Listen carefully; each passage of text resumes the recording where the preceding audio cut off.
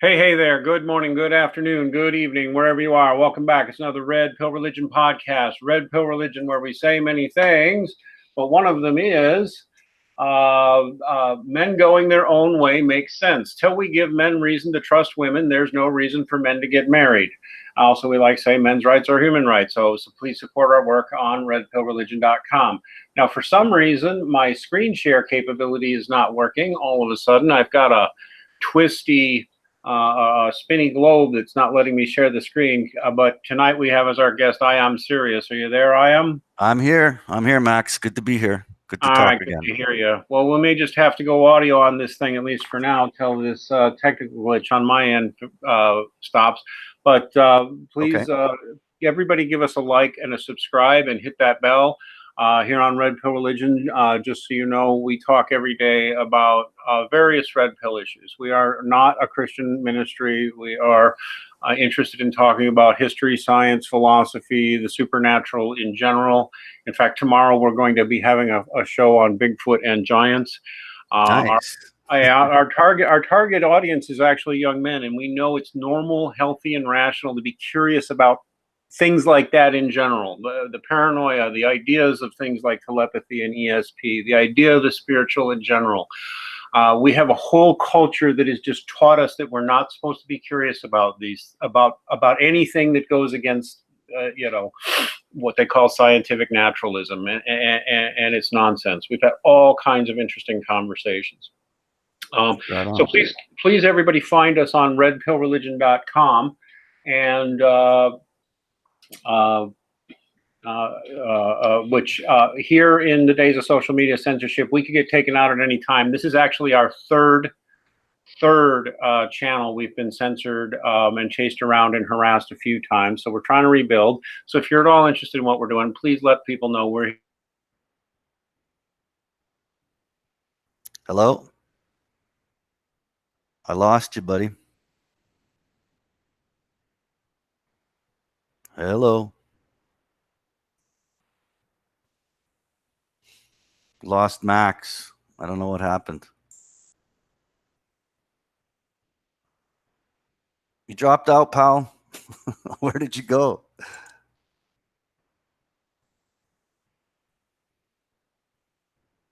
Man, that was fun. Were you entertained? That was fun. You're back. Okay. Did you do a little dance and sing or something for the audience? No, I typed in that you dropped out, and I was kind of just saying hello, hello, hello. All right. I would have So had to if you were gone too much longer. yeah, okay. Sorry. Thanks. Sorry, everybody. Well, hopefully that cleared the glitch. And oh, look, my screen share is working, so that's useful.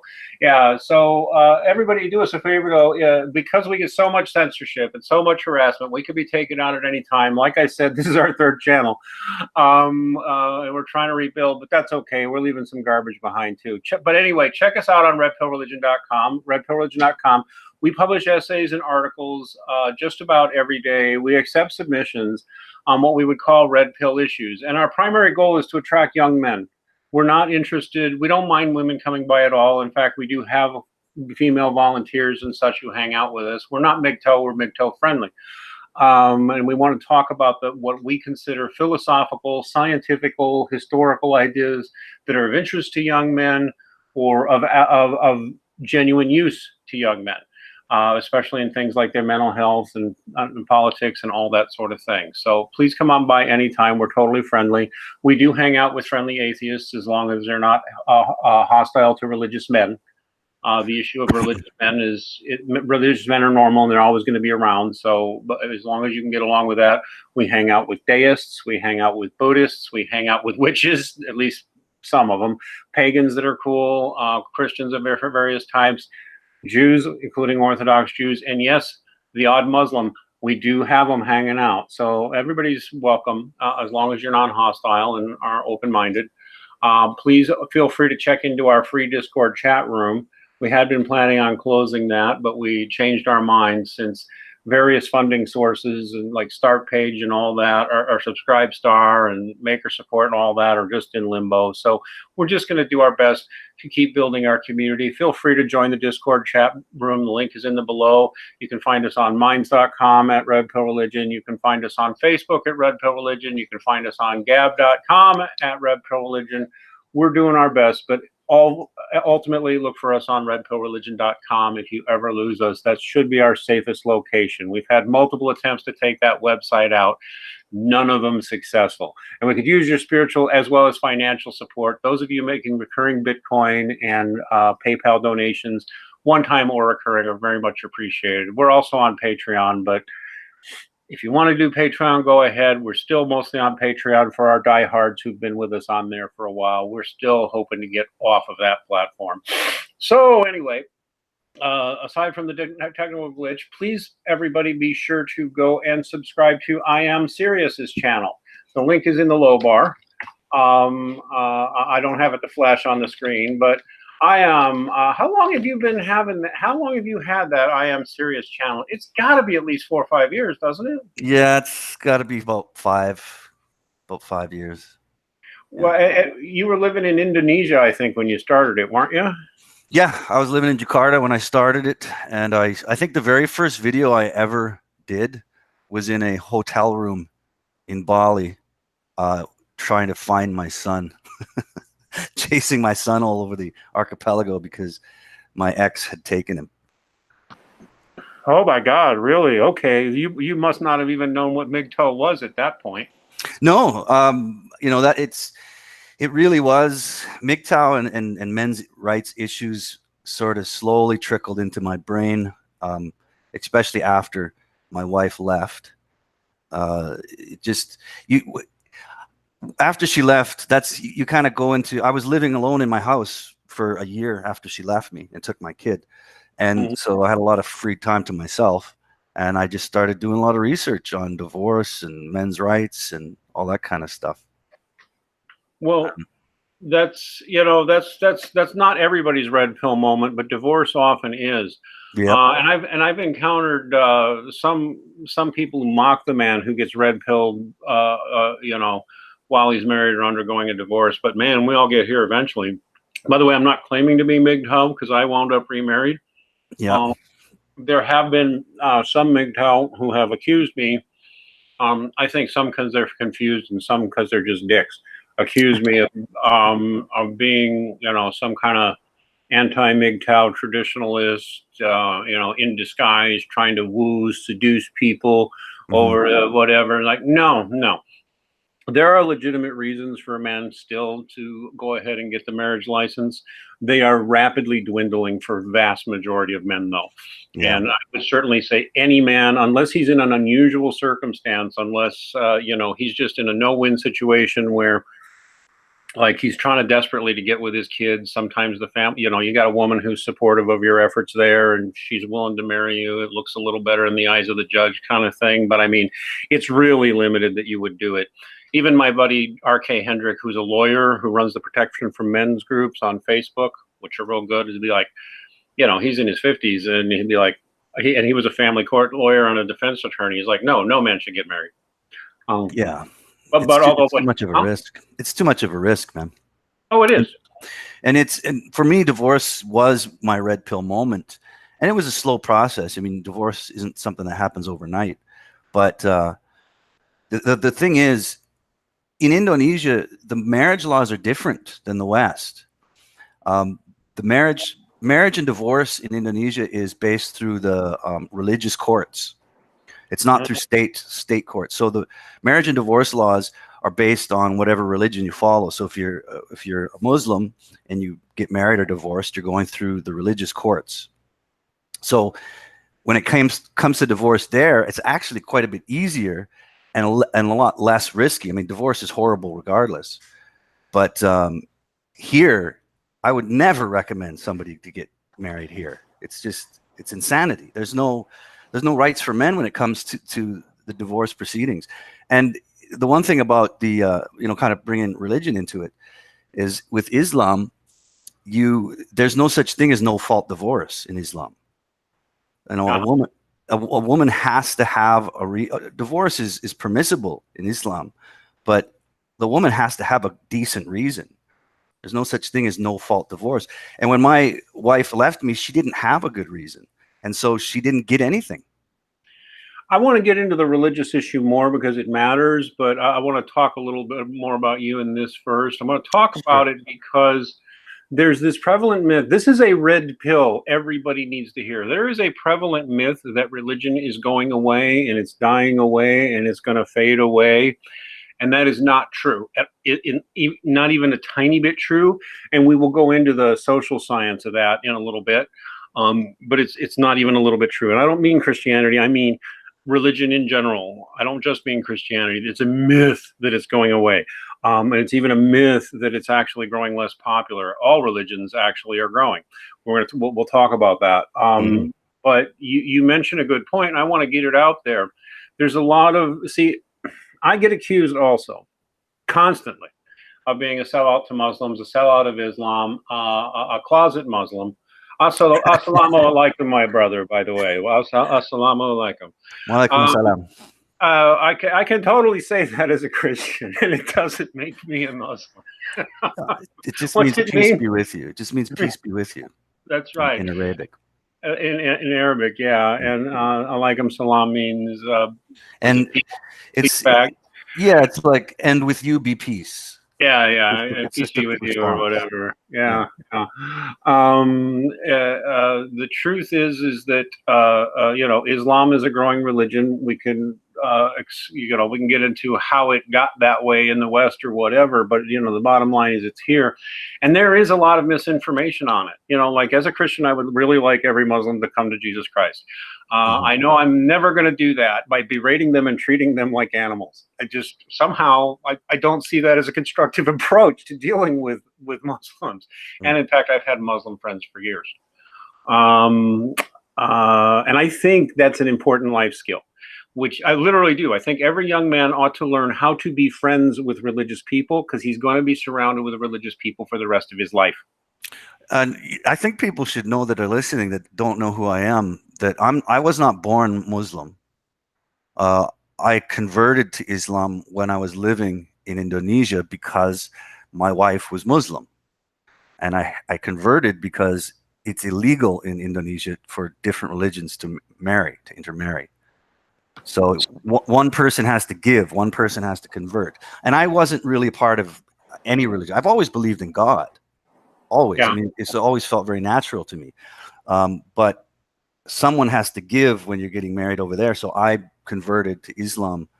I guess that would have been 2005 when I converted. 14 years just about then. Yeah. So, and it was a very simple process. Thankfully, I was already circumcised. Oh, you joined a sex that requires it? Because not all sects require it. Well, it's in Indonesia. It's kind of the thing. Yeah, it's the thing. It's very cultural there. I don't agree with circumcision at all.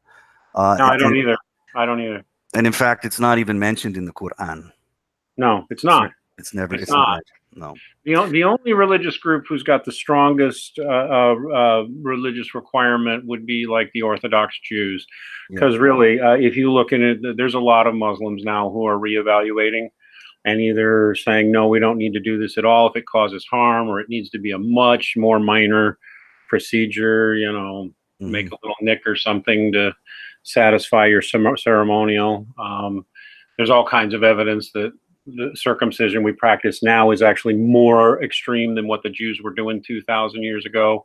Blah blah blah. Now I'm ADHDing too much. So you converted for reasons of marriage, but you're divorced now and you're still Muslim. Now why is that? Are you just totally brainwashed and you get up every morning and you read your Quran and you say, okay, now I'm going to go fight the heathens, the unbelievers, and secretly convert them or get them to submit?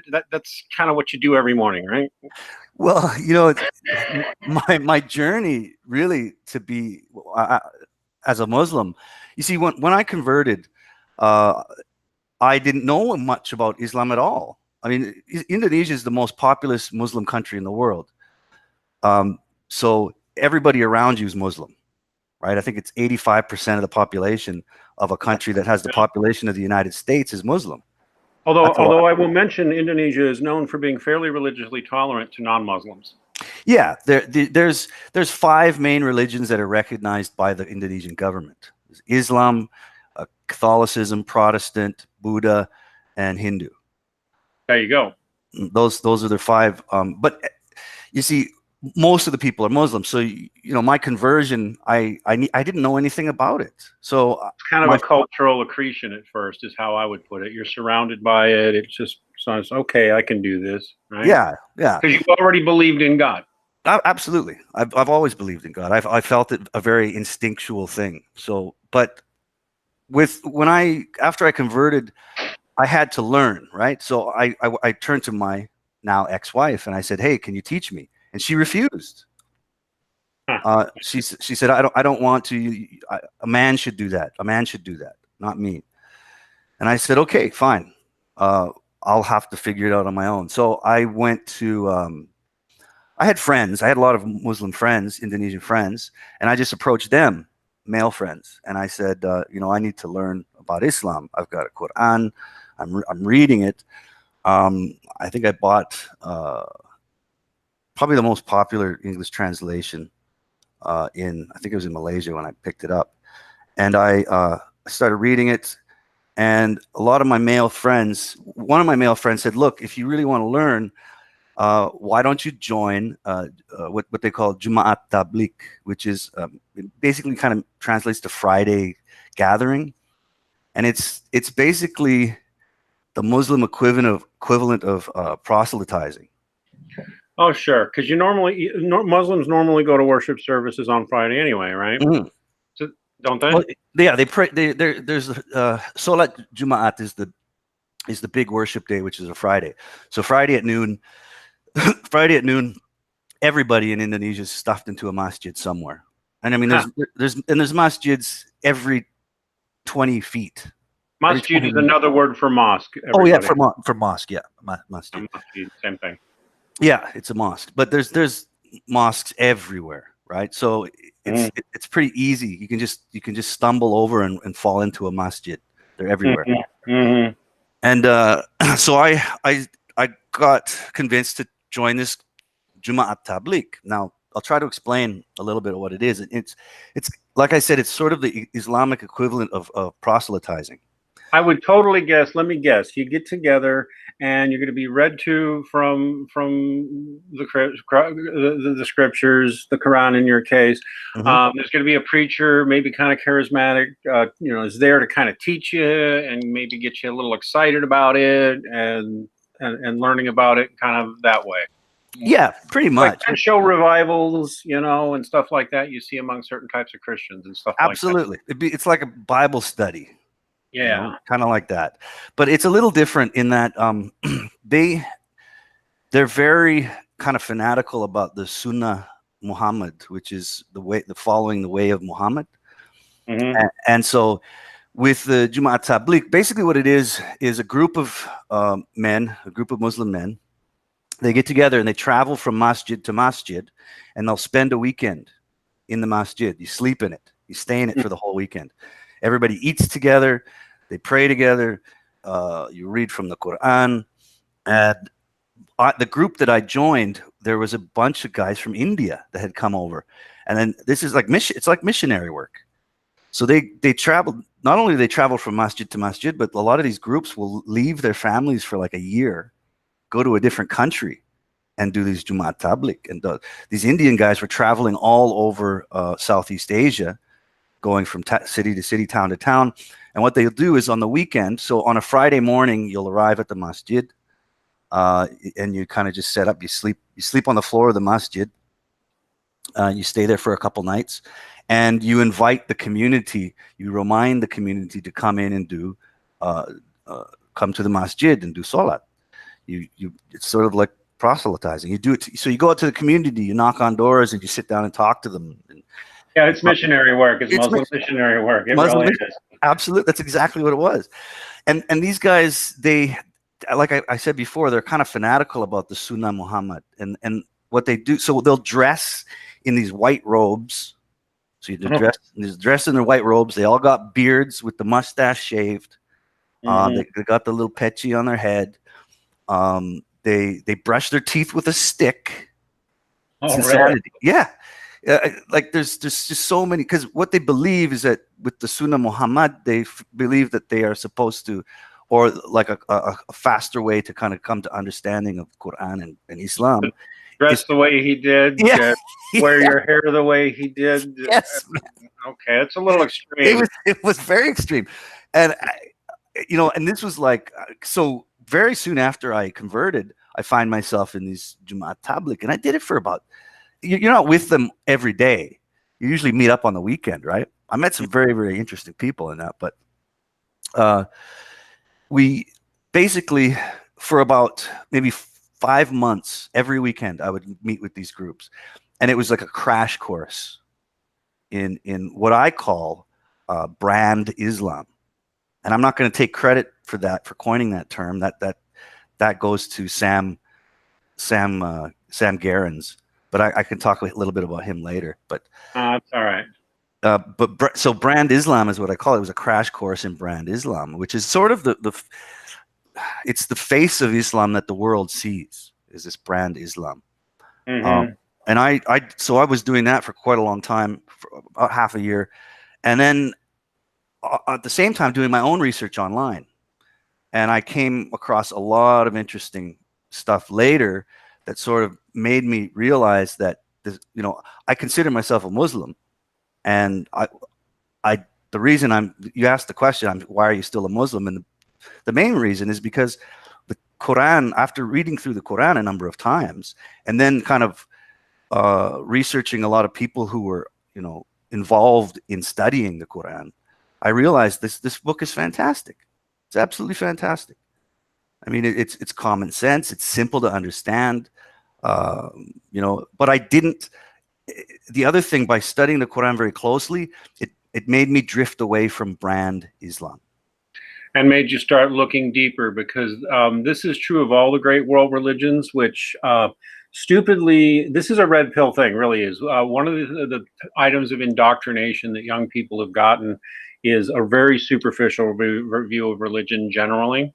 I'm gonna editorialize a little here. We had DDJ of Misandry today on a week or so ago about, and I had told him in advance I wanted to talk about this a little, and he seemed okay. But as soon as I started bringing it up, he got weirded out and wanted to change the subject and accused me of proselytizing. I'll call him out though, because he's a good guy, and a lot of other guys who are in MGTOW or still in men's rights need to be talking about this, because a shallow, superficial view of religion is going to serve you poorly the rest of your life. Even if you stay like atheist or agnostic, you need to be able to get along with religious men, because you're going to find yourself surrounded by them for as long as you live.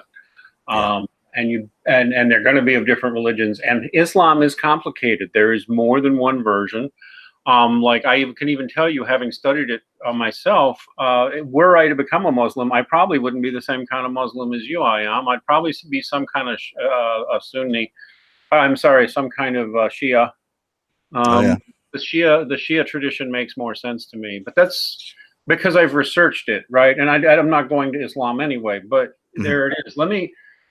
It's a complicated system of thought, and all the great world religions are. So let me point out some data, some hardcore social science data that I think every man should know is true. A lot of people in MGTOW have a very admirable interest in science and using science and logic, which is a very male trait too, a positive male trait, to look at evidence and science. Well, here's some science that really matters.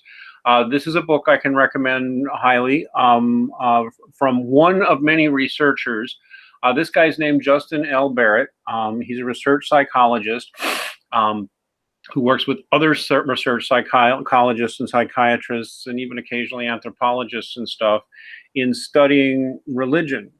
And one of the things that has been known for thousands of years by various religions as something that in Latin is called the sensus divinatus,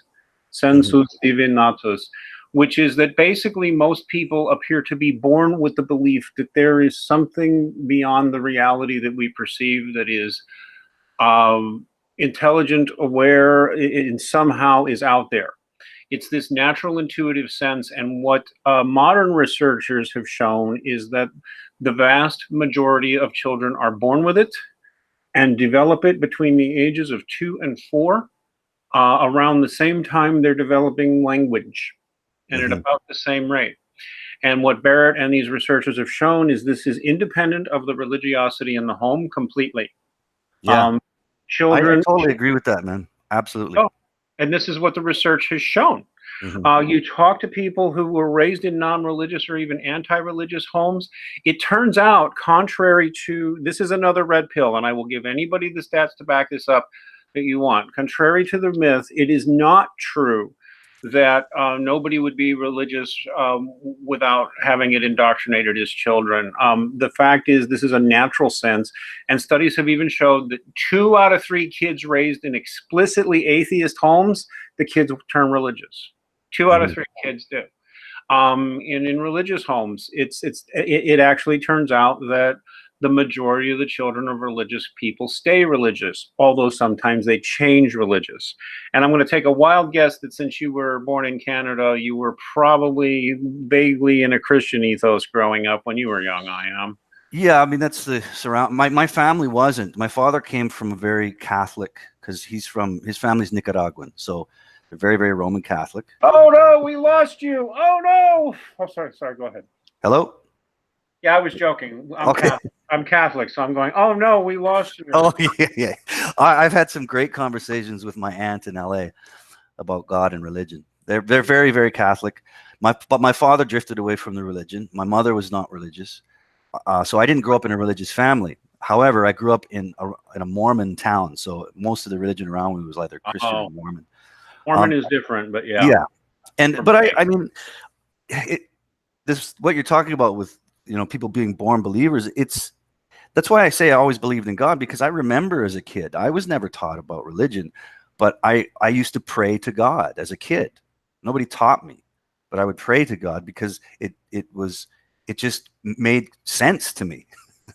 You are way the not uncommon in my experience, or what the social science data right here shows. Yes. Yeah. You are normal. I've talked to multiple people that is true of, and actually I remembered that I had a sense there was a God at a very early age, and then I lost it.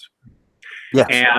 And one of the things that Justin Barrett here documents is that the vast majority of children, male or female, grow up with this trait. And as you can see from the cover, of course, he's showing there's the Islamic, the bead thing is actually going to be representing Hinduism and Buddhism, of course, Christianity, Judaism. What this indicates is that there's a natural sense of God or something beyond the supernatural. All children have it, and they become curious about it, and they explore it. So yes, they are most likely to grow into the religion of their parents or the community around them. So that's true enough. But I mean, even if they don't, even if they grow up in religious homes, in non-religious or even anti-religious homes, most of them, by the time they reach adulthood, they do start becoming curious. There is an exception. There are 2 major exceptions. This is also in Barrett's research in particular. What Barrett shows is that children who lack this sense are usually autistic or come from a severely abusive, troubled environment. Those who lack that natural sense. So just being an atheist, and let's be clear here, there's being like an agnostic type where you're not sure what you think or you're just not interested, and then there's the atheist. The natural atheist is a small percentage of mostly male who lack this sense. They're mostly male, they're mostly autistic, or they come from a traumatized environment. This sense that there's something is normal. So whether you're going to become a Christian or a Buddhist or a Muslim or something else, or even if you just go with your own homemade religion, odds are you're going to become religious, young man. Because I'll give you some other interesting social science. Again, science. This is not somebody's opinion.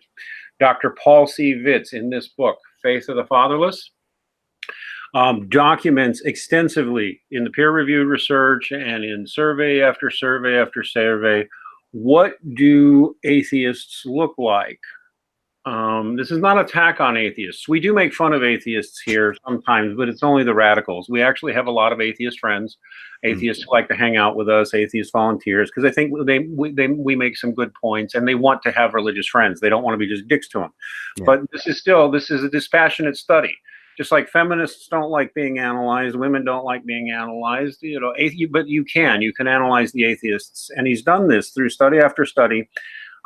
Dr. Paulvitz shows that more than 90% of atheists are male, which is an extraordinary number. I mean, over 90% are male, greater than 90%. And what's further stunning about that number is greater than 90% of them also have severe father issues. Either no father in the home, or an abusive, terrible, or very weak father, and that's over 9 out of 10. That's a statistic that any atheist should give him pause, because while that's not everybody, it's astounding how many it is. I'm sorry, you were saying it's not surprising? Not at all. That doesn't surprise me at all. In fact, I mean, I say this on my channel a lot. I say that single motherhood is the single biggest pariah on Western culture. The amount of problems that it creates is just incredible. And one of the problems that Dr. Paulvitz, the research psychologist, says is that, yeah, an anger at the idea of God, a strong resistance of the idea of there being a God, is rooted in mistrust of the male authority figure. Yeah. And when you grew up with a single mom or just a crap dad, and no good role models, here's what happens is that it's subconscious. Okay. I grew up with really screwed up dad issues.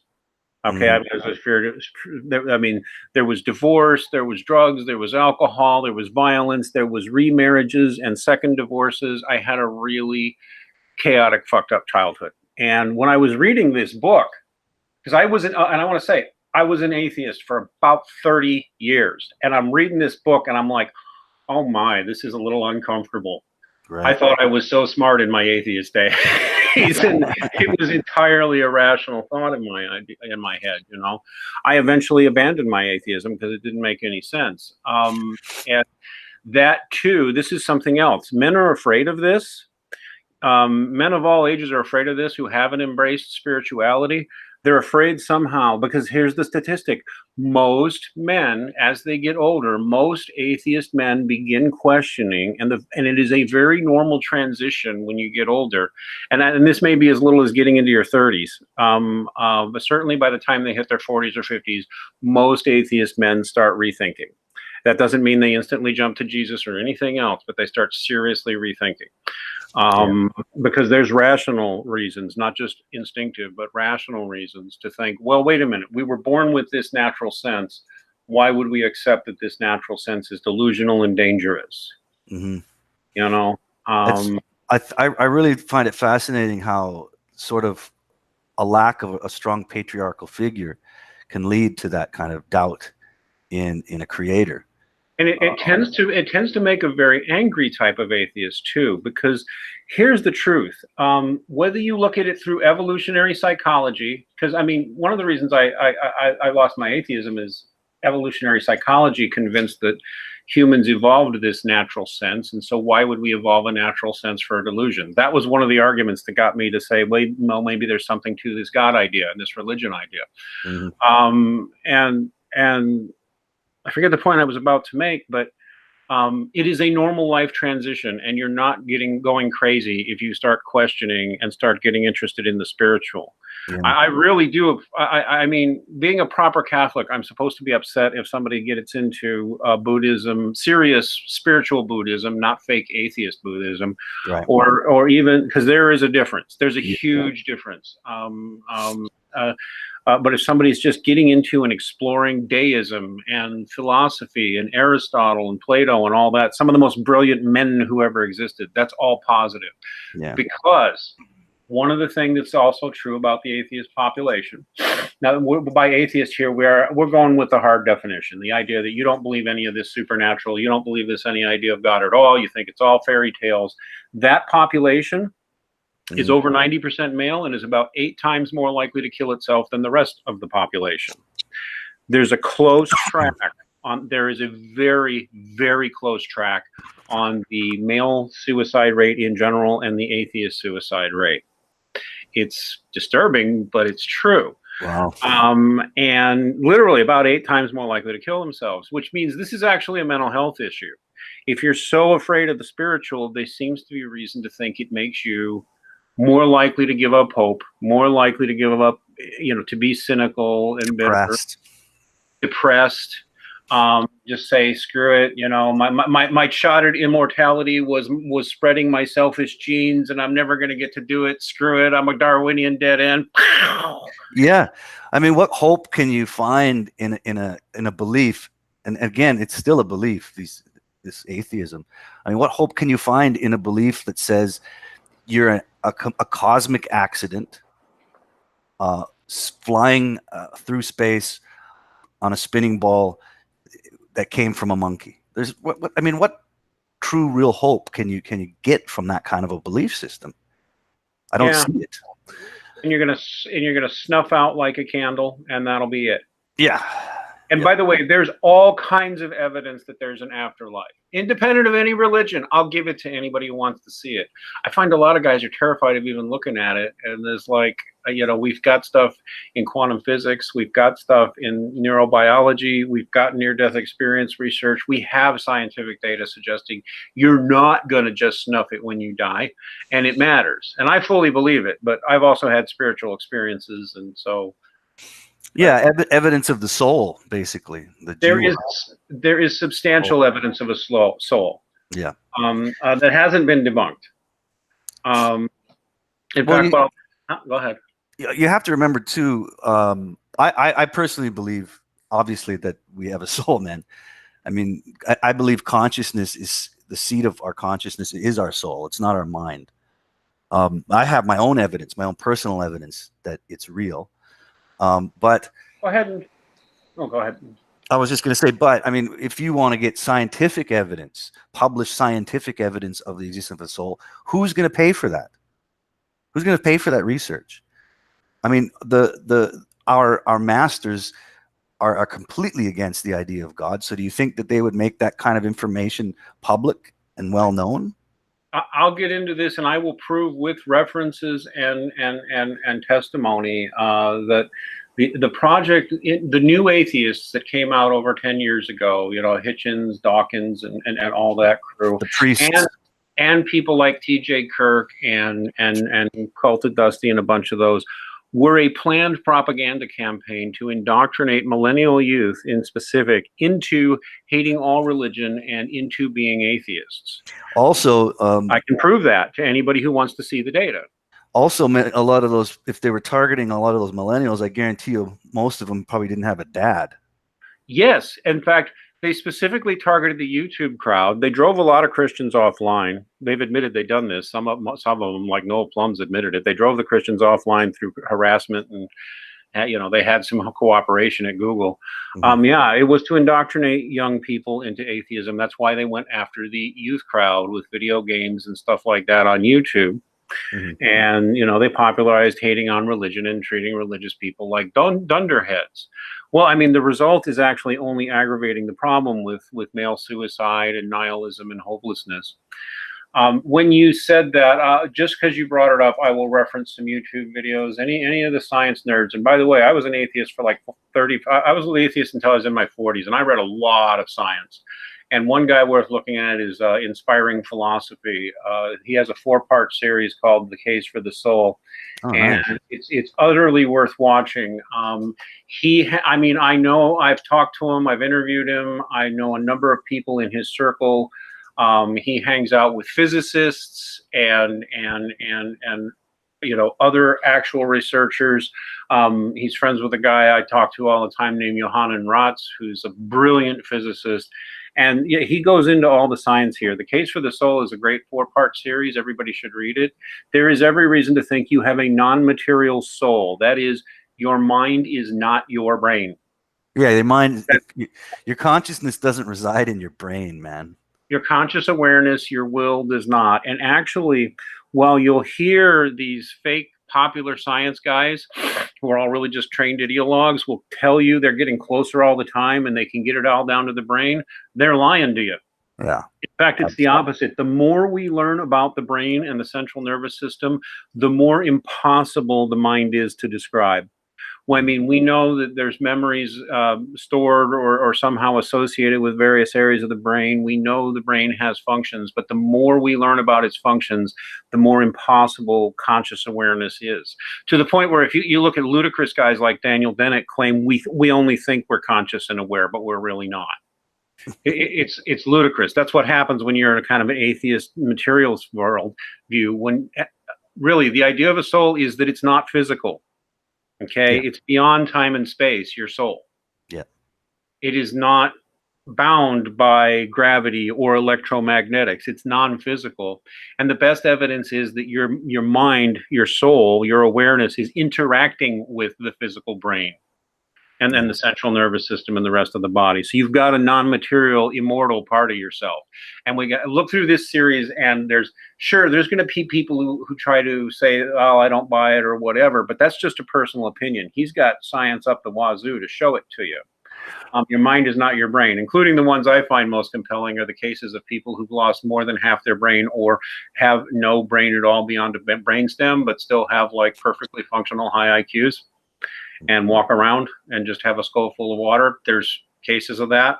He goes into that. There tons of stories. Your mind is not your brain. You've been taught, you've been indoctrinated to think your brain is your mind. Yeah. That's ideological. Your real red pill is there's no evidence for that proposition. The more we learn, the more certain we become that you can't explain it physically, like as emergent effective electrochemistry, you cannot. Mm-hmm. And actually, we've had reasons to think that for thousands of years. Yeah. I think it was Leibniz or Pascal or someone first pointed out that no matter how much we learn about, how, the eye, and then we've got this nerve cluster going into the brain, and it's going into this area of the brain, and this area of the brain is obviously set to receive the information from the eye, and, the color red is this wavelength, and the color yellow is that wavelength. There is zero explanation of what in your brain is able to, the perception of yellow is. Mm-hmm. We can tell you, through light waves and all that, how it got into your brain, but the experience of perceiving yellow or red, mm-hmm. There's zero explanation for that anywhere in contemporary science. And there's zero explanation for how the brain ties all of this together, the shapes, the colors, the sights, the smells, to integrate it all into one experience that we perceive it the way we do. There's no explanation to tie it all in.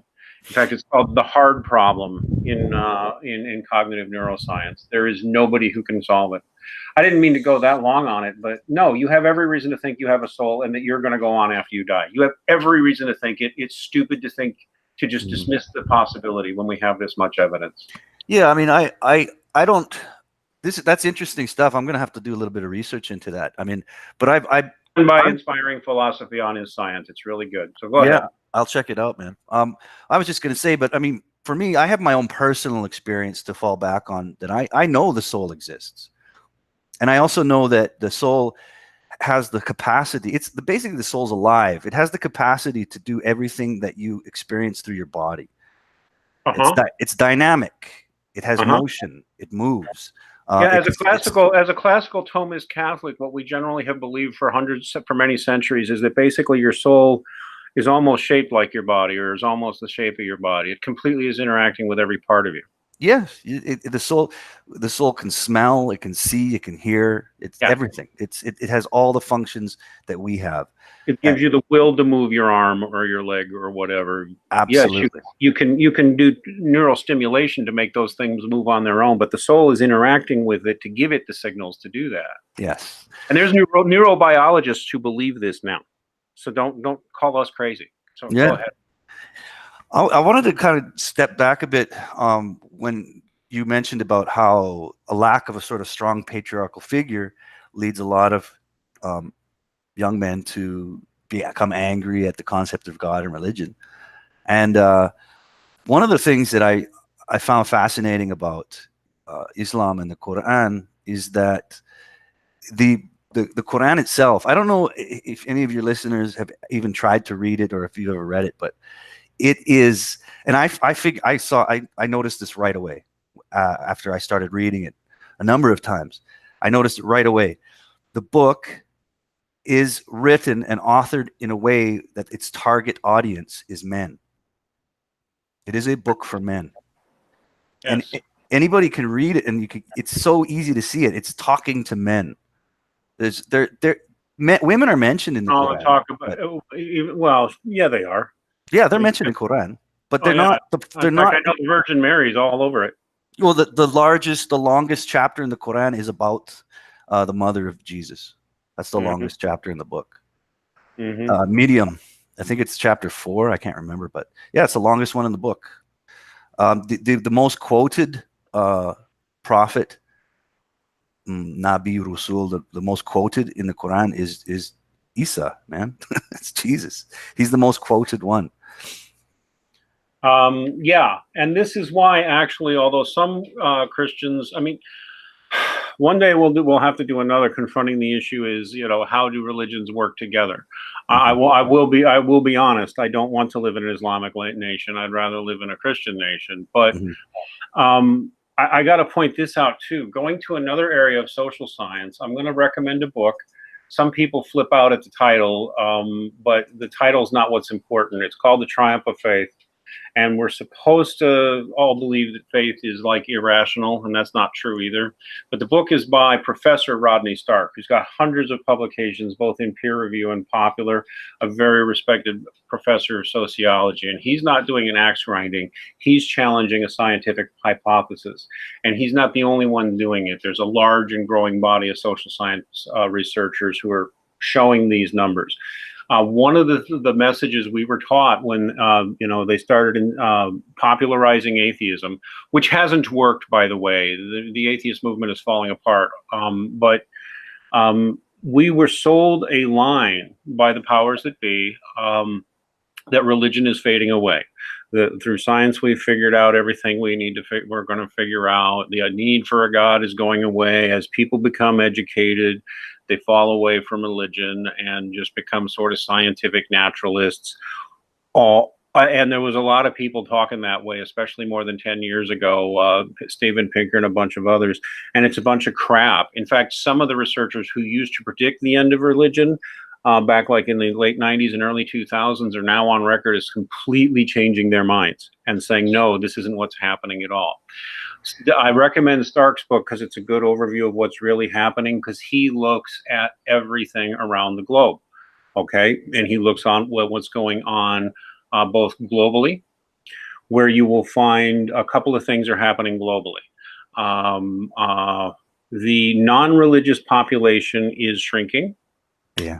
And the atheist population, which is not the same thing, the ones who are hard on anti-religious, the atheist population especially is dwindling. Globally, you see about 1.9 children per woman among the non-religious and the so-called educated. And among the avowed atheists, you see an average of 1.1 children per woman. Yeah, they're dying out. They're graying out and dying out really fast. And actually, as I mentioned, 2 out of 3 of their kids eventually become religious. It's just a statistical fact. Mm-hmm. So demographics are against the secularization hypothesis. Also, what Stark and others show is that, again, kids raised in religious homes, they tend to stay religious. What happens to them when they apostate is, if they're, let's go back to this book here, The Faith of the Fatherless book. Here's the actual trend in the home. The child will take religion as seriously as his father does. Yeah, I totally no matter how religious or not religious the mother is, the child, male or female, will follow the lead of the father. Yeah. And so if in your case, if your dad had been like serious about his Catholicism, your life probably would have gone different. Absolutely. Absolutely. But he did. And so guys like you are described in the literature, guys who change religions. And I don't necessarily mean go to Islam. I mean, like, they go to a different religion than the family religion. Usually it was because dad was not very serious. It's just that simple. And it's one of those things. There's certain things kids will only respond to mom on and will not respond to dad on. But there's a ton of stuff that kids will only respond to dad on. And the angry atheist is usually mad at, instinctively, he's mad at his absent dad or his shitty dad.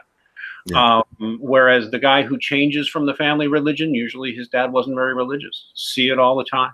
I see it all the time in what I do. Guys, because guys come to me all the time because they're ashamed. And I don't push Catholicism or Christ on anybody. I do not do that. I've never done that to anybody. I don't believe that's how you convince, especially a young man. What I tell young men is that you should feel free to not be shamed because you're curious about these spiritual things. We have to stop shaming men for just being ashamed, for just being interested in the supernatural, in the spiritual. That's why I say, even if you're not going religious, stop being afraid to talk about like ghosts. If you've had encounters like that, or you're interested in some. Tomorrow we're doing a show on Bigfoot and giants. I'm gonna watch that one, man. and there's more to it than you might think. And actually, supernatural and religious stuff plays into it too. So, and that's because it's normal to be curious. You do not have to come to a conclusion. Like, I'm not convinced giants exist, but it's an interesting topic. I'm not convinced Sasquatch exists, but it's an interesting topic. Yeah. Well, you know, I got a little bit of bad news for people that are terrified of Islam, is that I think they're having the most babies easily. They're probably 3.2 is what their average is at this point. They're having the most babies, and their households are very patriarchal. So it's like they're airtight when it comes to their religion, man. Let me tell you what Professor Stark. Let's be clear again, guys. We're talking about a respectable social scientist, not an ideologue. Because if you look at his numbers, they're rock solid. And if you look at his methodologies, which he's very transparent about, and the methodologies of the other researchers, it's really hard to argue with him. What is happening? You'll notice he goes in his chapters what's going on in Europe, Latin America, what's going on with Islam, what's happening in sub-Saharan Africa, what's happening in Japan, China, the various Asian countries, what's going on with Hinduism, America. In reality, here's what's happening. To finish what I was about to say, the atheists and the non-religious are removing themselves from the gene pool. The religious are winning. It happens to be the case, actually, that devout Christians, devout Muslims, devout Hindus, serious Shintoists, and definitely devout Jews all average, basically the casual religious population, you know, the religious population that's religious, but they're not real into it, they're averaging 2.3 for a woman. So they're above replacement rate. And that's mostly the Western world. It's actually everywhere. Well, I mean, as far as that subset of people that you just mentioned. Oh, yeah, people who are casual. No, yeah, right. Yeah. And the devout religious, including devout Muslims, Orthodox Jews, serious Catholics, also serious Protestants, are all averaging upwards close to 4 per woman. There you go. They're all doing that. The ones who are devout, which has led Stark and quite a bit of other social scientists for more than 10 years now to be saying, no, the religious are going to inherit the earth because the kids don't apostatize out. Or, you know, they go into state-run schools that try and make them be atheist, and it doesn't stick. Yeah, that's actually what's been happening. And in India, Hinduism is exploding in popularity. And the current government there is a Hindu nationalist government that's growing in population. Now there's friction between Hindus and Muslims and Christians, but it's a huge part of Indian identity now. It's not, India is rejecting secularism and becoming a much more religious nation. If you look at Japan, to change the subject a little, and then I'll let you get in. Japan, there is a myth we have been told that Japan is a very secularized and non-religious country. It is a lie. It is a complete lie. In fact, it's insanity. And he goes into the whole thing. Actually, there's a case to be made that the Japanese are the most religious people on earth. And the reason is that, they're called unchurched. This is the phrase that the social scientists are using, unchurched. When asked if they are religious, the Japanese will almost invariably, in greater than 90%, will just say, no, I'm not religious. And if you stop asking the question there, you're done. However, the Japanese do not view either Shintoism or Buddhism as religions. They just view them as part of life. Yeah. And Shinto especially is very tightly tied to Japanese culture. By the way, this is something you weebs ought to hear, because it'll give you a new insight on some anime or some manga. There's a lot of Shinto spirituality all over manga, and if you don't know it's there, you're totally missing a lot of subtext. Because the Shinto religion, amongst other things, what the Shinto religion teaches is that the world was already here. They don't go into how the world got here, but the world was already here. And then two great gods, a god and a goddess, basically through making love and some other stuff, pulled the perfect islands of Japan out of the sea. And kind of made, they pulled the islands of, so the Japan is a creation. What? You dropped out, man, for like a minute there. Or 30 I'm so seconds. sorry. All right, let me say again, the Shinto religion is based on the idea that the universe was already here. The earth was already here. And then two gods, I forget their names, but a god and a goddess working together created the perfect islands of Japan and pulled them out of the sea.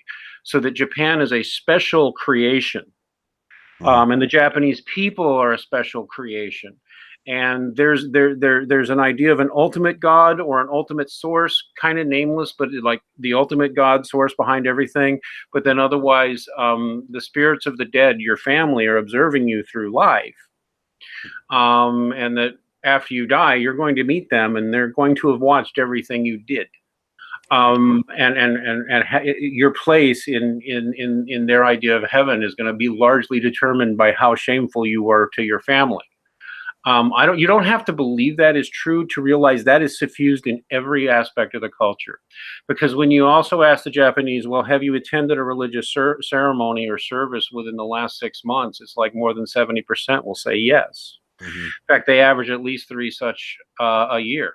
And some are like, weekly or more than once a week. More than 90% of Japanese homes have Shinto shrines. More than 90% of the Japanese, routinely celebrate certain standard Shinto holidays. It's just part of the culture. In fact, this is one of the funniest things is that, in business transactions, let me put it to you this way. You don't buy a piece of property or build anything in Japan unless a Shinto priest blesses it. It's not done. Like if you get a mortgage or you get a contract to build a house, it'll be there in the standard fees to have the priest come in and bless the ground or bless your new business venture or bless your new home. It's just standard. And while you can ask to have that fee removed, people would look at you and ask why you would do such a thing. Did you want to be cursed or something? Yeah. They're actually hugely religious. They're hostile to Islam. They're also fairly hostile to Christians and other religions.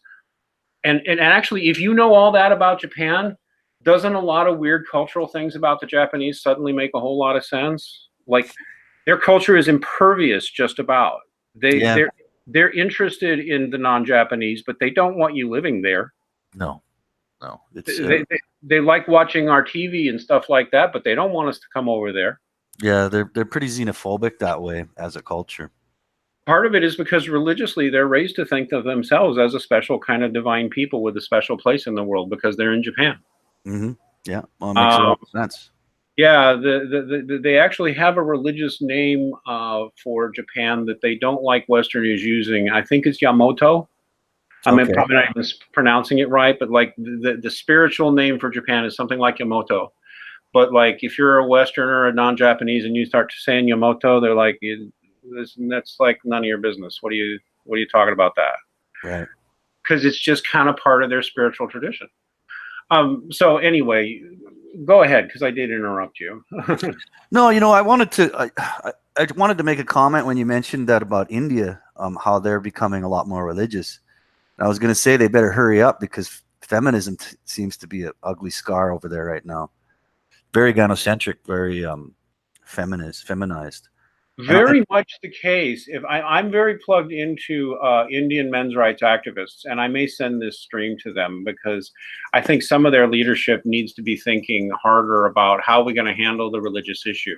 Because some of them just want to like complain about the Hindus, and I'm like, dude, there's so many Hindu men in India. How are you going to help them if you're complaining about them?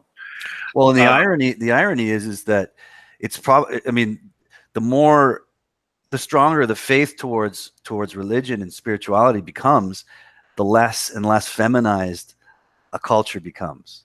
That is absolutely correct. In So fact, unless you get into, and I'm talking about because I've taken courses in comparative religion, and when I gave up my atheism, I spent a lot of time studying other religions because I wasn't just going to become Christian to become Christian. And yeah, no, in fact, you either wind up with a kind of patriarchal religion like Christianity, like Islam, like Judaism.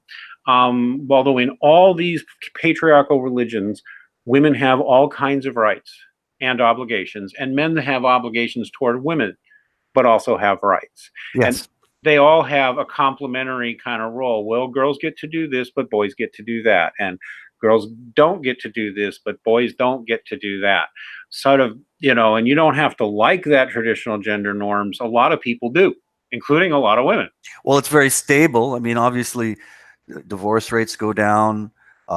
You have your children are more stable when in a family that's actually a unit.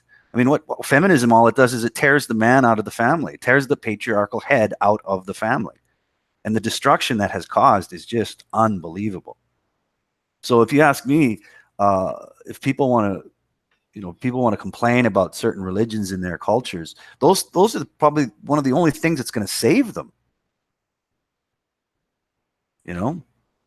Yes, yes, and I'm trying to find something here. Okay, I want to say too that even if let's say you don't go to one of the patriarchal religions, even if you look at something like Hinduism, which by the way does have a root monotheistic idea, it is a myth that Oh it's yeah. purely polytheistic. That's not really true, but they do have an idea of many gods. What you will find is that if you're, and there are many sects, and some are what you would call patriarchal, but more often, even in like those polytheistic Hindu sects or Buddhist sects, and by the way, most Buddhists around the world are very spiritual and are not atheist Buddhists. They do believe there are gods and spirit forces, most of them. What they will feature is some kind of idea too. They'll have goddess figures and that for women to kind of follow, and god figures for males to follow. And again, they usually embrace some kind of complementary relationship. What's interesting is that I can point this book out by Paul Nathanson and Catherine Young, two people who used to be feminists. One of the interesting things that these two found, I got to put these all in there, is that patriarchal religions, Mm-hmm. women tend to be treated very well under, and men tend to prosper. Yeah. In religions that are maybe not what you'd call patriarchal, but like like polytheistic religions where it's just understood this is girl stuff and this is boy stuff, that also tends to be fairly stable. It becomes immediately unstable: goddess religions. Absolutely. 100%. Goddess-based religions, they fall apart, they go insane, and they become misandrist pretty much instantly, which is not true of patriarchal religions. It is No, not. no, not at all. Patriarchy just means of the father. That's all it means. It's not. It's not some Yeah. kind of. I mean, obviously, the goddess worship of feminism has turned it into a dirty word, but it just means of the father. Yes. It really The patriarch is the father, and that is literally, people say it's just from the Bible. Well, it is from the Bible, but it's also observable in cultural anthropology. It's observable in non-Abrahamic religions. It's rule of the father. Well, What it really means when we call it. Well, go ahead. I was just going to say, even etymologically, that's what the word means. Yes, the patriarch is the father. Yes. And actually, I believe one of the things, even though I can't stand the son of a bitch anymore, Paul Elam, but he wrote a great article on the genesis of male fear, which he can be a very good writer. And he, like me, puts the problem actually in the Western world starting in the 1800s. When we started saying it was normal during the Industrial Revolution, it was normal to send men away from their children for 8, 10, 12 hours a day, 5, 6 days a week, and then have dad come home and bring home the bacon while mom is at home all the time with the kids. That's actually not a workable model. Mm-hmm. It really isn't. That's why when people talk about going back to 1950s traditionalism, they're kind of LARPing and being dumb. Because like in the idea that one man alone can support a woman and her children who are completely dependent on him is not just insane in today's world. It's insane, period, for most men. Mm-hmm. And a real patriarchal structure, you'll find this in all the major religions, but you'll find it in quite a few other cultures of different religions. What you get is so-called patriarchy, where the pater familias, as they say, basically grandpa, the guy in his 50s or 60s, his sons are close to him and still listening to him and loving him and taking his wisdom and helping him as he gets older. And their brothers are helping each other, and the sisters and the cousins and the aunts and the uncles are all part of providing a environment for the kids. And that's been the most stable family system for thousands of years. Absolutely. And we threw that out the door. Yeah, we threw it out a long time ago, and it wasn't an accident, man. It was not an accident. No, we broke up the family. The real family is that extended family, and we encourage people to run away from it.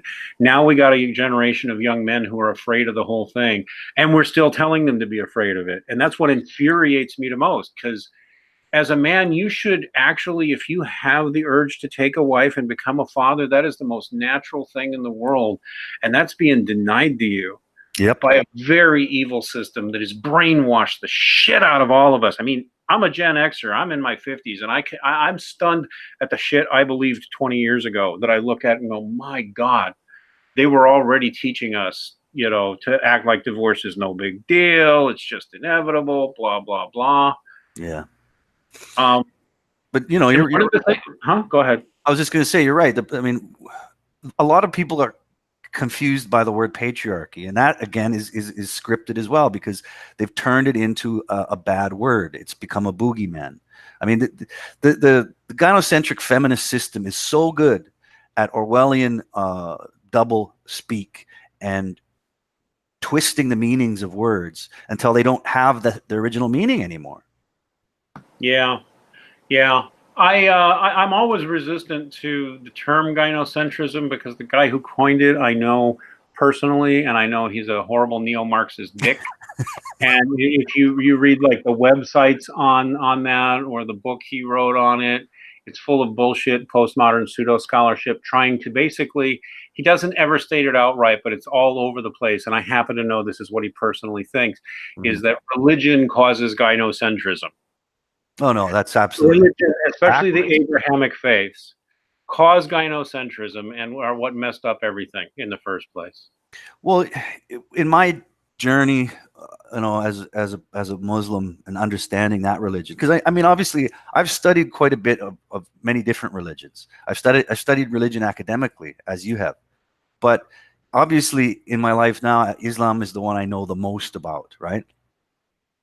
And one of the things I noticed, and I mentioned this at the beginning of our talk, is that my divorce, for example, in Indonesia, and gone through the religious courts in order for it to take place, it has stipulations and rules and laws that are based in the religion that are much more fair. Islam is a very patriarchal religion, but underneath that patriarchy, that exists in the religion of Islam, it's very fucking fair to men and women. This is one of the things I learned about it. I mean, like I said earlier, there's no such thing as no fault divorce. That doesn't exist in Islam. You can't get divorced on a whim.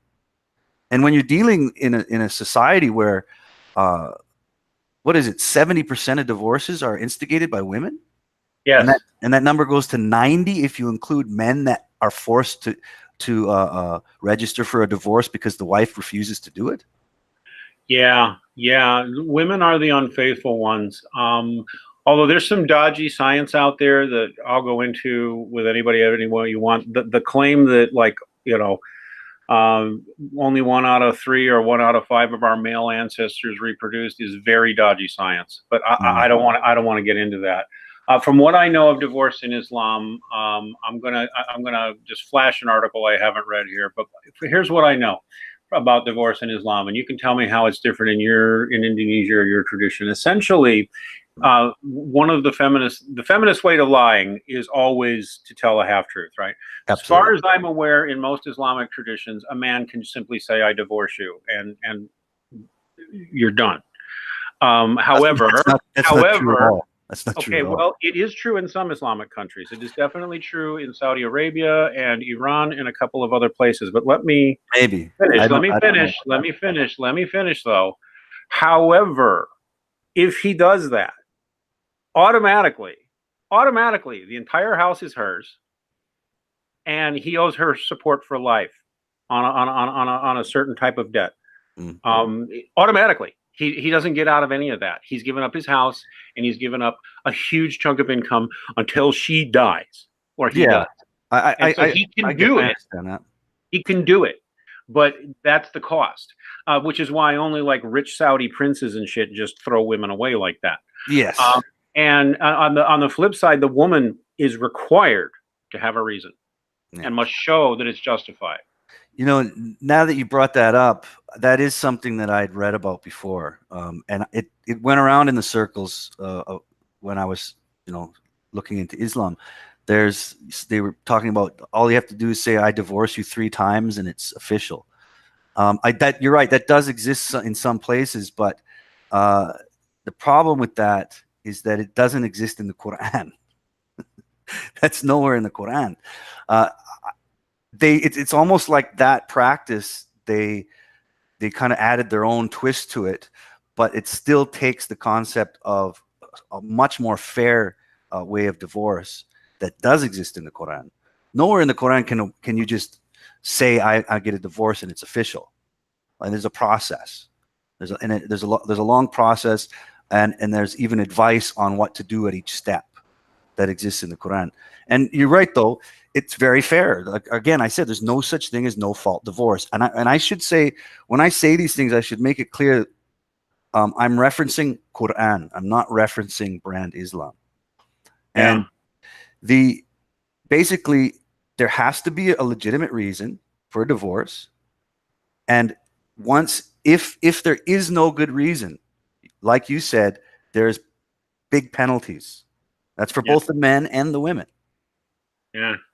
Yeah. So when I went through the religious courts with my divorce, I even went to Muslim counselors. I had a couple Muslim, a male and a female, 2 different Muslim counselors, and basically it came down to if she just wants a divorce because she just feels like it or is unhappy, then you don't owe her anything. Right. You owe her nothing. And it did. I kept my house. I didn't have to give her a cent, and she couldn't even ask for it. That's a far cry from what happens in the West. Yeah, had you wanted the divorce and wanted to kick her out, it would have also been another process, and you probably would have lost that house. I probably would have lost. Yes, I would have lost the house. I would have lost money.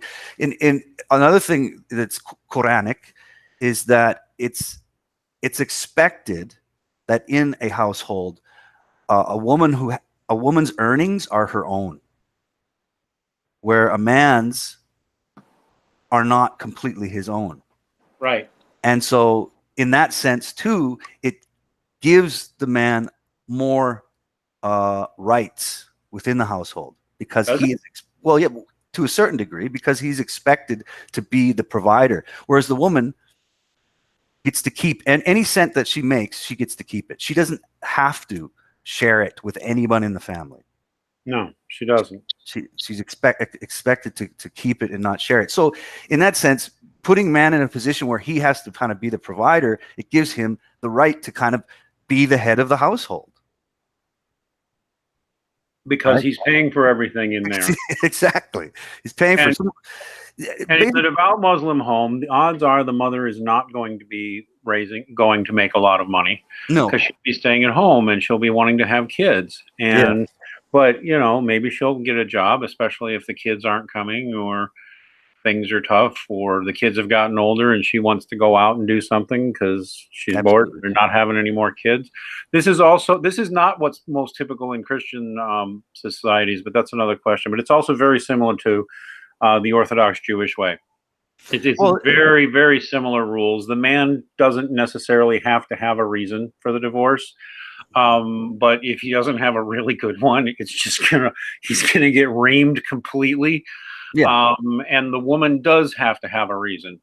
But again, there's got to be justification. It's got to be huge justification. That part of it is not in the Quran. Both have to have a reason. Oh, yeah? The man has to have a reason. That's not in the Quran at all. That again is an innovation of brand Islam. That I'm sure the rules will change from culture to culture, whether you're in Saudi Arabia or whether you're in Iran.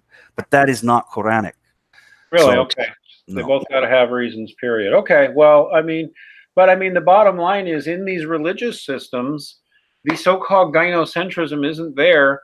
Feminists just lie to you, feminists and other ideologues, because in these various religious systems, we can go into the Christian thing, but it's more complicated. The bottom line is there's always this emphasis usually on this is the rules for women and this is the rules for men. And, you can object to the strong gender role kind of concept, except that really most people are actually comfortable with gender roles. And unless you're in a really, really super conservative sect of your religion, it's just like, nobody cares if you're, not completely traditional in all things. You don't have to always dress a certain way or act a certain way. Yeah. Well, it's more like being natural and relaxed in who you are as a man or a woman. Yeah. And I mean, that's one thing I wanted to bring up to you at some point. And if it fits in, is that when it comes to Islam as is in the Quran, do your guests, maybe your listeners, do they know what Islam means, like what it translates to? Well, it means submission or submit. Yes, it's a abstract noun. The word Islam is an abstract noun. It is not a proper noun. It is not a title, nor is it a name. Okay. It's an abstract noun that just means submission. That's it. That's all it is. It's an abstract noun.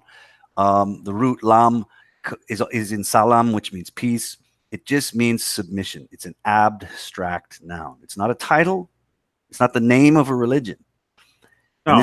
And this is Quranic. Okay, I'm going by what the Quran says.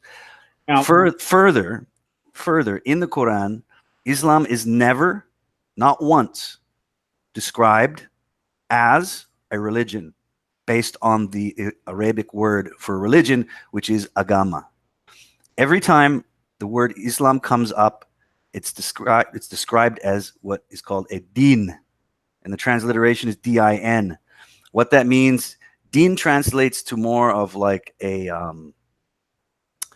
kind of, I guess the easiest way. I don't know that much Arabic, but the easiest way for that I can translate it in my head right now is like a way of life, a way to live your life. Yeah, and let me object or interject here because I hate the word Islamophobia, and so I try to avoid it. But there are some people who are anti-Islam who just freak because they hear something like that and they hear it wrong. Now, again, I'm not going to say I don't endorse the Quran. I don't. That's a different conversation. We're not here to have that conversation. Mm-hmm. That doesn't prevent me as a man from logically being able to analyze and try to understand how the Muslim reads it. So you hear the word submit and you think, well, that means he'll be standing over you with a sword, and you'll be putting your head down and you'll be singing Shahada, or having your head removed, and that's submit. Which, that's a version of submission, certainly, but No, at a deeper spiritual level, what submission was really all about is giving up and realizing you're not the one in control of the universe. that's right. You're not the one setting the rules for this universe. You're not controlling the laws of physics. God is. You're not controlling the laws of probability. God is. You're not the one actually who ultimately decides what's right and wrong. God is. That's exactly what submission means. You're absolutely right. And I submit to the will of God, which is above human authority. Yes. That means I am not just listening to what a man says. I'm not listening to what a priest says. Well, Islam doesn't have priests. I'm not listening to what a mullah, or what do they call him in? A mullah, you could call him a mullah, yeah. Mullah, okay. Necessarily, especially in Sunni Islam, it's like, who do you find persuasive? You'll listen to a teacher and somebody you find persuasive, but ultimately, even the preacher that you're listening to may be full of shit. And it's the relationship you have with God. And this is one I give to, especially like a lot of these Spurgish and autistic types who are paranoid about it. This is a real fast way to, because you notice we were talking about God the whole time, and people go, which God is it? No, listen, God's kind of a universal idea that starts here. And then it's like, well, whose idea of God makes more sense? God is an intelligence that's controlling the laws of physics and probability. Okay. They don't run themselves. Okay. So that's a good way of getting at it in a generic way. You see all this physical reality around you following logical, orderly rules, laws of physics, laws of probability. Do you think that's happening at random, or is something intelligent making it go? People who believe in God think something intelligent is making it go. And the process begins from there. And that's a rational thing to think, and that's a rational sense we're all born with, is the point I wanted to make. Yeah, that's absolutely true. And that's exactly what Islam means: submission to the will of God before anything else. Because the ultimate intelligence running things is in charge, not you. That's right. Absolutely right. There was a lyric from a friend of mine in the past who was a musician, and then she wrote, take a look around you at everything you've got and tell me that you planned every little step. That is a good line. It is. That is a good line. And as somebody who was an atheist for years, it really, I remember it when it finally hit me like a hammer, that it makes no sense at all to think this is all purely random. It simply makes no sense at all. That was my road out of the atheism and lack of fear of religion, because that's another thing. I really believe young men going their own way, or old men going their way, should never be shamed for being curious about these things or coming to believe these things. You're an independent man. You can come to your own conclusions. But if you're smart, you'll listen to what smart guys know. Yeah. And not assume you know everything. Well, be a critical thinker, really. Yeah, absolutely. And a critical thinker should be, we should close it up now. We've been going almost an hour and a half, and we've got Jean-Baptiste is coming up after this in about an hour to do a weekly news show on the channel. So, by the way, if you're still here, come give us a like and a subscribe, and tell your friends or enemies. We have these conversations all the time. Young men especially, but all men, you need to learn how to get along with religious men and not be afraid of them or spooked out by them, because that's real common in young men now in the West. Just be spooked by the religious guy. That's dumb. We don't have a virus, and we're not going to infect you, and we're not going to brainwash you. I mean, there are cults that will do that, but they're small. And two, it is not actually rational to dismiss all the ideas of the supernatural and the spiritual. It's not rational to dismiss that. We're born with a sense of it. Most men develop it. Even men who grow up non-religious, most of them eventually become curious and become some sort of spiritual. It is normal, and it's actually healthy. They're really, literally, religious men are less likely to commit suicide. They just are, a whole lot less. Your life will go better. I'm not even saying come to Jesus, although we can have that conversation anytime. I'm going to tell you, your whole life will be better if you know how to make religious friends and if you can make peace with the idea of the spiritual and that there is a reality beyond this reality. Because we got lots of evidence there's a reality beyond this reality. Yeah, absolutely, man. There's some really good takeaways for me today with the talk. And one of the ones that I really enjoyed and I'm going to look into more was when you're talking about how there's sort of this lack of spirituality in children who didn't have a father or didn't have a strong father figure. That to me is pretty incredible. That book, Faith of the Fatherless, definitely worth reading. I might even e-loan it to you. I don't know how it's telling me to buy now because I already have it. But yeah, I was an atheist for like 30 years, and I'm reading myself when I read this book. and actually too, yeah, shout out to some of the other books too. I'll make sure everything we've talked about is in the low bar, the scientific evidence for soul and an afterlife. And yeah, and I hope we can have you on again because I really like having, I think more men need to hear these conversations. Men got to feel free to explore their spirituality. Yeah, absolutely. I totally agree. I mean, I've been fighting with my co-host on my channel to kind of get throw in a few religious talks, so that might come up in the near future. Bring me on as a guest. It'll Absolutely. Be fun. I would love it. I love doing your show. All right, listen, let's go ahead and close this up. Like I said, Jean-Baptiste is coming up in the next, I'm not sure, hour, 2 hours. He's going to be doing our weekly news show. I probably won't be on it, but I want people to know we're here every night. Like I said, tomorrow night, we're talking about Bigfoot and giants, and not in a goofy way, but like an interesting way. I promise you it will be interesting, even if you're a skeptic. Because I'm not convinced that Bigfoot exists, but I'm open-minded, and there's more than you would think, and stuff like this. On Mondays, we are doing nerd streams, so we're going to be weaving out and talking about anime and comic books and video games. We do that every Monday. Tuesday, I think we're going to be responding to an atheist video. Wednesday, science fiction writer John C. Wright is back here. We're here every night. We are on a new channel. Please help us grow. We've been chased off of 2 other channels, basically. So help us grow here. Give us a like. Give us a subscribe. Tell your other friends or enemies. And yes, we are MGTOW friendly. Come on by any time. And God bless everybody. All right. Thanks. See you guys.